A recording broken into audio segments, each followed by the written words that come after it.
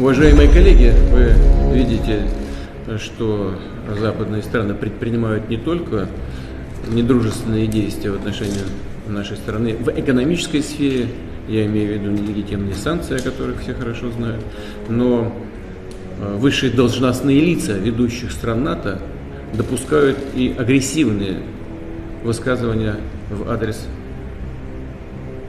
нашей страны. Поэтому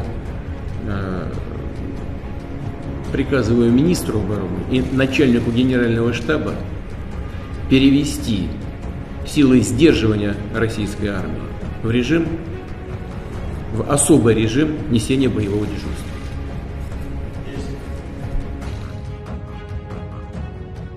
Akankah Putin meledakkan nuklir dalam perang penaklukan Ukraina kali ini? Seperti kita ketahui, Kiev ternyata tidak seperti yang dibayangkan oleh Putin. Dapat ditaklukkan dalam waktu cepat kurang dari 4 hari seperti targetnya. Kita semua tahu biaya perang itu mahal, maka kalau perang itu lama atau panjang, maka sudah dipastikan pasti akan merugikan. Kata-kata ini sangat terkenal di dunia ketika Jenderal Norman Schwarzkopf mengatakan hal tersebut dalam Perang Teluk di tahun 1991.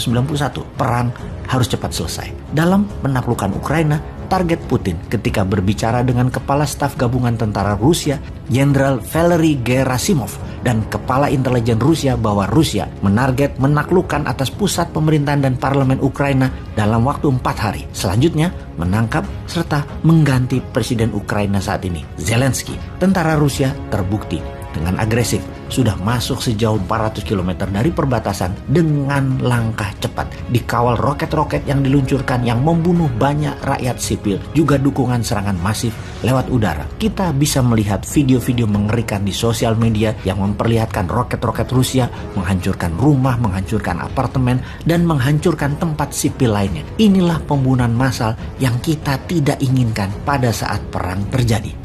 Kita lompat sedikit. Kita juga tahu di sisi Wakanda yang katanya mengatakan stop perang. Namun dalam resolusi PBB ternyata memilih abstain. Aneh juga ya. Ini patut dipertanyakan kebijakan luar negeri Wakanda ini. Mengapa mengatakan stop perang tetapi abstain tidak memberikan suara dalam resolusi perdamaian PBB? Ini Wakanda kebijakan luar negerinya ikut kakak tertua ya, ikut Tiongkok ya. Memang hebat sih kalian pejabat Wakanda. Sejauh ini banyak beda mulut sama tindakannya. Oke, lanjut deh. Katanya minta 3 tahun lagi ya.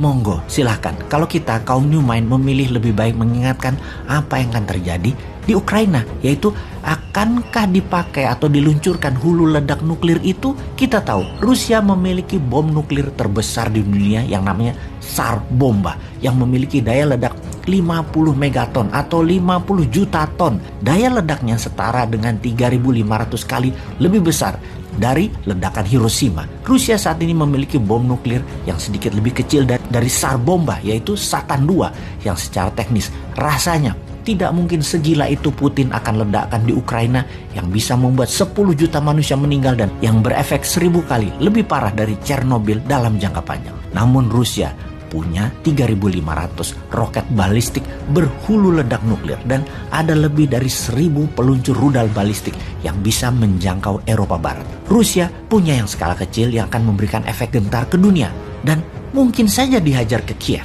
Kemarin malam Putin mengatakan hal tersebut, akan menggunakan nuklir untuk memberikan efek gentar di Ukraina.